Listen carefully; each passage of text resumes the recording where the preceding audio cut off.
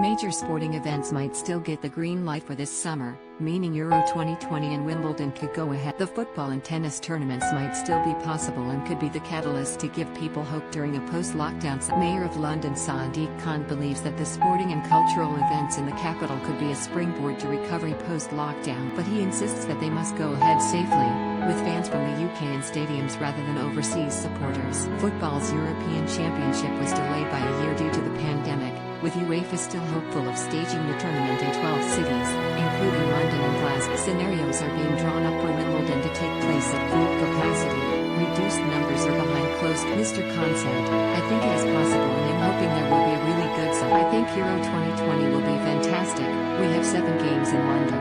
I think we can use Euro 2020 as a springboard to a recovery, particularly if it's domestic fans. I want to see Scots coming down to London to watch the Scotland-England game and it can be really exciting. Similarly, I am looking forward to cultural events, to open-air theaters, to street carnivals. It'll be very different this year for obvious reasons because we've got to recognize that international travel is not the same as previous years. But those could be the catalyst to give people hope and to engender a sense of positivity, but it's got to be done safely." Sports fans could also be sent COVID tests along with their tickets so they can watch major events including the Euros and Wimbledon again this summer. But with social distancing to remain in place in some form for many months yet, stadiums are unlikely to be completely full for a while. Coronavirus cases are now back to levels seen before the pandemic's second wave, with figures from Public Health England released yesterday showing that 99% of areas have been a drop in infections. Britain's biggest virus infection survey found the R rate is down to 0.7, even as low as 0.6 in London. This R rate estimate is different from figures produced by Sage, which are released every Friday. Last Friday it was reported that the R rate was between 0.7 and 0.9, dropping below 1 for the first time since last month. The Euro chiefs insisted that the competition would still go ahead,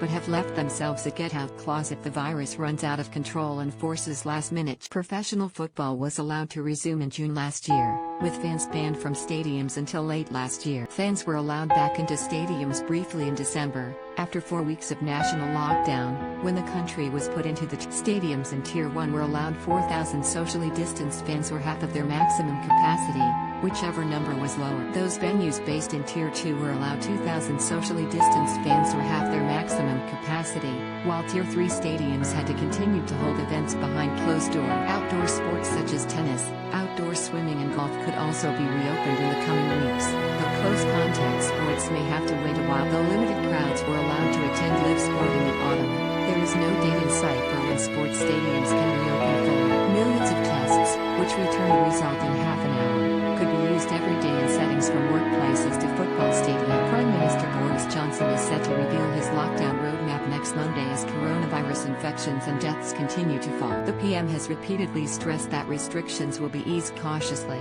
and urged Brits to show patience in the month. Mr. Johnson vowed to be driven by data, not dates, in his cautious and prudent lifting of COVID restrictions, starting on March 8 with reopening school. He has repeatedly stressed that restrictions will be eased cautiously, and urged Brits to show patience in the months ahead.